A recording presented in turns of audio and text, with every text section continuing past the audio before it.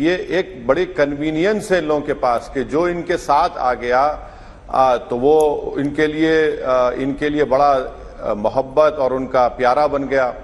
और जो सच्चाई को बयान करता है तो उनको लगता है कि नहीं नहीं, ये सच्चाई को नहीं बयान कर रहा है, इसीलिए इसको हम बी टीम कह देते हैं। तो ये सब चीजें देश देख रहा है। हम यही तो कह रहे हैं कि आपको मोदी को हराने के लिए आइडियोलॉजी के ऊपर और आपको एक ऑल्टरनेट प्रोग्राम देना पड़ेगा। और जब तक आप नहीं देंगे तो फिर बीजेपी को फायदा होगा। और अगर चेहरे पर मुकाबला करेंगे नरेंद्र मोदी से तो बहुत मुश्किल होगा। मैं शुरू से कह रहा हूं कि चेहरे पर मुकाबला मत करिए। 540